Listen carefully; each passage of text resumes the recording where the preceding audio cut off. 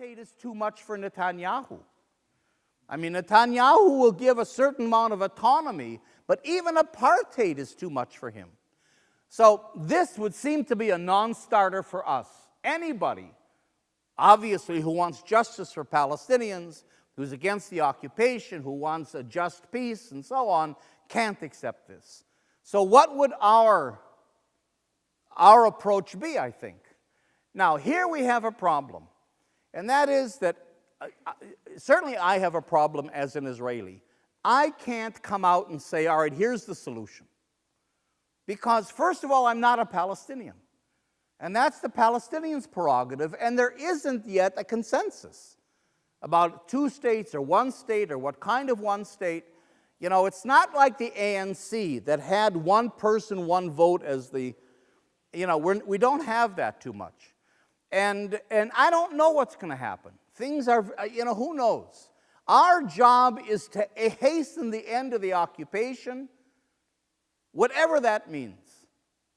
And therefore, I think in a human rights framing, in our reframing, either we're headed towards a truly sovereign and viable Palestinian state in the occupied territories, which is a real two-state solution, which seems to me dead.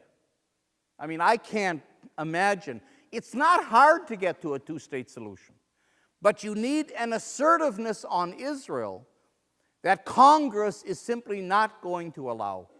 The United States will not allow the degree of assertiveness that would force Israel back to the 67 lines. So the facts on the ground have worked from that point of view, and I think the two-state solution is dead, but not everybody agrees with me, and not all Palestinians agree with me. Or a single state, which seems to be more just. Israel itself has created a binational reality. I mean, today in the country, there's only one government, there's only one army, there's only one electrical system, one water system, one highway system. It is a binational. But a state can either be a binational state, which is probably the best way to go, because you're talking about two nations, but it's not so easy. The history of binational states is not a happy history. If we look at Lebanon and Sri Lanka and Yugoslavia and even Canada. So, you know, it's a challenge. I think it's something that Israelis and Palestinians could build, but it's not just an easy, let's take it for granted solution. Or you could have a unitary single state like South Africa did. But that's a problem because it ignores, I think, the national aspects. But at any rate, and what I've written about is what I call a Middle Eastern Economic Confederation.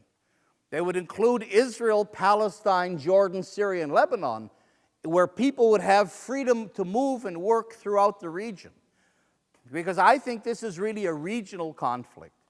At any rate, these are the types of solutions, maybe not exhausted, that you would come to if you adopt a rights-based approach. And certainly any negotiations, any approach would have to be a win-win approach based on international law and human rights. And finally, and we have all kinds of reframings. I've worked out with Naima Teek and Don Wagner and Stephen Sizer and others a Palestinian, a Christian reframing. I have a Jewish reframing for Jewish audiences, because if you come to Jewish audiences, it's much different than if you're coming to this audience. I have an American reframing. There's a lot of Americans you talk to that aren't Christians in particular. How does this conflict impact on the United States? There could be a European framing. In other words, the framing idea is think of your audience, think of what resonates with them, and then try to gear your discussion in terms that really speak to them. I even have a woman's reframing that we've worked out, because the experience of women in occupation is much different from that of men. And you can really make a very moving and a very a persuasive case, a reframing based on women. And in the end, and I'll end with this, in the end, like I said, I personally, I mean, I don't have a solution to give. And I don't think it's my right. I think this is the Palestinians' prerogative. But what I think we should do is to say, what are the elements that have to be present in any solution? It could be a two-state solution could work. A one-state solution could work. A confederation, something else could work. But in my view, they have to have all of these principles, all of these elements. If these elements aren't present, nothing's going to work. There has to be a national expression for both peoples, which is a binational kind of solution. There has to be economic viability, which forecloses apartheid as a two-state solution, which is what Israel's kind of pushing. There has to be conformity with human rights and international law and UN resolutions. The refugee issue has to be addressed head-on, honestly. And the refugee issue isn't only a technical issue of the right of return.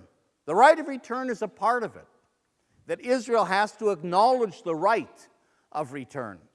But there also has to be an acknowledgement of what Israel did. That, victims need their suffering to be acknowledged. Jews need, every time somebody gets up and denies the Holocaust, Jews go bananas, and rightfully so. Victims need that. I was just in China. The Chinese, and in the School of International Studies at Beijing University, the Chinese said, Japan has the second largest economy in the world. The Japanese economy is still larger than the Chinese economy. And Japan is dying to be in the Security Council. And China is saying, until you acknowledge what you did to us in the Second World War and around that, forget it. You're not going to get near the Security Council.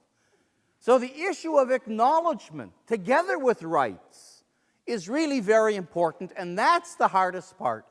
Because if Israel acknowledges, then it cracks the victim idea, and once you acknowledge that, where does it end? The whole thing begins to crumble. So, but this is an essential element. I think there has to be a regional approach and, of course, the security element. So I'll leave it at that. I think we're going to deal with this more in the workshop, but I really think that together with BDS campaigns and legal campaigns and everything else we're doing, I think this whole idea of advocacy and articulating this and learning how to reframe is crucial if we're going to change public opinion in this country. Okay?